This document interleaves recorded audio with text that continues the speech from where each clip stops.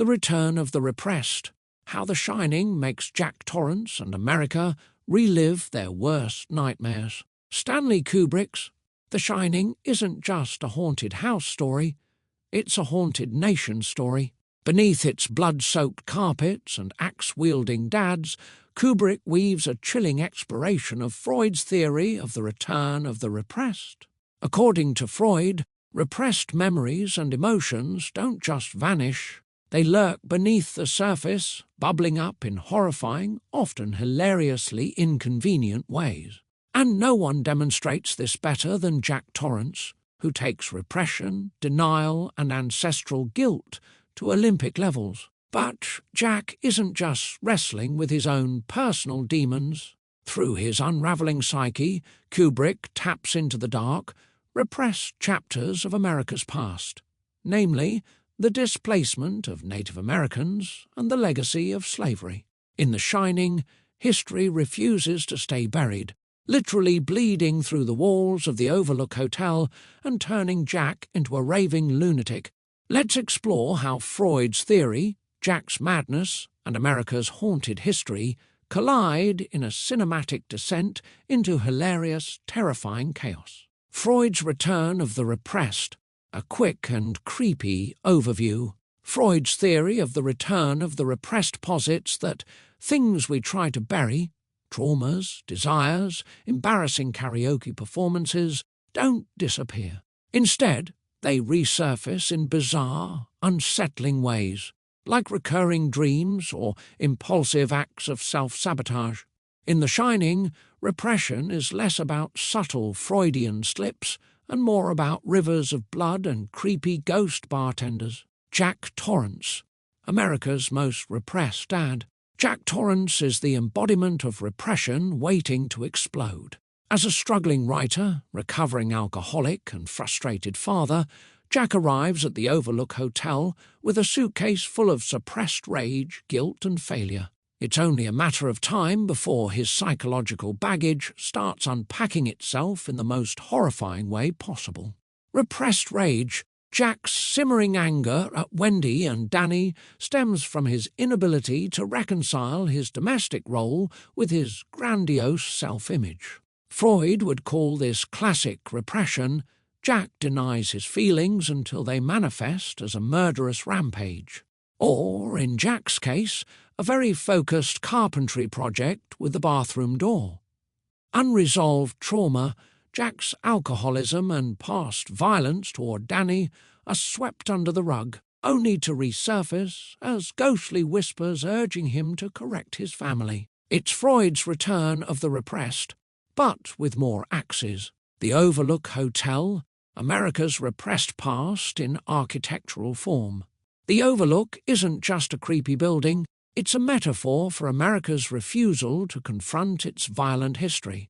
From its construction on a Native American burial ground to its echoes of slavery-era opulence, the hotel is a symbol of repressed guilt waiting to explode. The Native American burial ground, the Overlook's foundation, literally and figuratively, is built on displacement and genocide.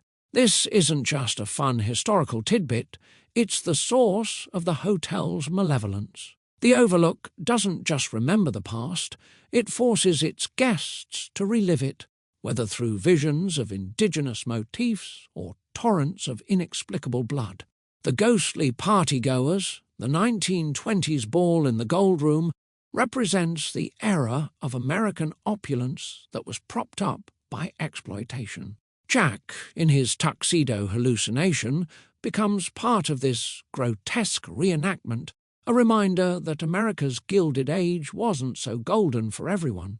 Impossible geometry, impossible history, the Overlook's shifting architecture mirrors America's fractured relationship with its past. It's a house of lies, both physical and historical, where doors lead to nowhere and truths are conveniently forgotten until they aren't.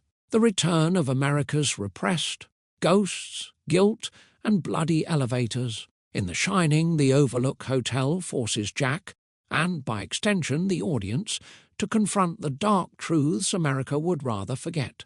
Native American motifs. As haunting reminders, the Colorado Room's Native American decor isn't just aesthetic. It's a reminder of the lives erased to make way for manifest destiny. Jack's tennis ball tantrum at the Blue Corn God mural becomes a hilarious act of defiance against history, as if a bounce pass could undo centuries of displacement. Blood as repressed violence, the infamous river of blood pouring from the elevator, is the hotel's repressed violence literally spilling out. It's as if the Overlook is saying, "You thought you could hide this? Think again." It's horrifying, but also kind of funny in its over-the-top theatricality. The Grady twins as history's echo, the Grady twins embody Freud's idea that the past isn't just remembered, it's relived. Their cheerful invitation to come play with us forever is less about hide and seek and more about America's eternal loop of ignoring and repeating its darkest moments. Jack's madness, a Freudian and American case study. Jack's breakdown isn't just personal, it's a microcosm of America's own struggles with repression. His attempts to deny his history, from his alcoholism to his violent impulses, mirror the nation's refusal to confront its past. The bartender's the unconscious. Lloyd, the ghostly bartender, isn't just a figment of Jack's imagination. He's the Overlook's ID, coaxing Jack to give in to his darkest desires. Lloyd's smooth delivery of "your money's no good here" is both a Freudian slip and a commentary on the unpaid debts of history. Room 237. As repressed desire, Jack's encounter with the woman in room 237 encapsulates Freud's theory perfectly. What begins as a fantasy becomes a nightmare, a reminder that unchecked desires and buried truths always turn grotesque. All work and no play as sublimation gone wrong, Jack's obsessive typing reflects Freud's idea of sublimation, channeling unacceptable impulses into socially acceptable outlets. Unfortunately, Jack's creative process is more psychotic mantra than great American novel. The comedy of repression's return. Kubrick, ever the dark humorist, turns Freud's grim theory into a twisted comedy of errors. The Overlook's hauntings are horrifying, but their sheer absurdity makes them funny in a what-the-hell-am-I-watching way. The bear suit scene, nothing screams repressed. Desires run amok, like a man in a bear suit engaging in, let's call it uncanny behaviour.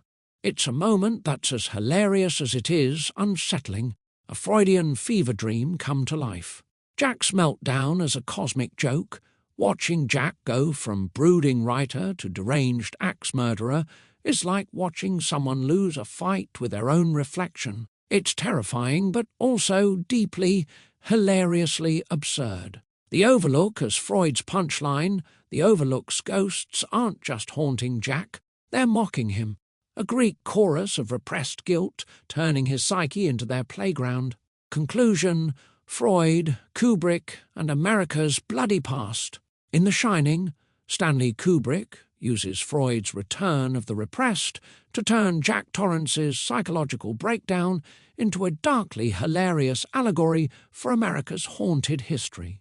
The Overlook Hotel isn't just a spooky setting, it's a metaphor for the skeletons in America's closet, from the displacement of Native Americans to the legacy of slavery. Jack's descent into madness isn't just personal, it's historical, a reminder that repressed guilt always finds a way to return, whether as ghosts, rivers of blood, or murderous dads with axes. So, the next time you watch The Shining, don't just marvel at Kubrick's filmmaking, think of Freud and laugh or shudder at how repression never really stays buried. Because, as Jack Torrance proves, when history knocks, it doesn't just knock, it hacks down the door with a smile and a "Here's Johnny."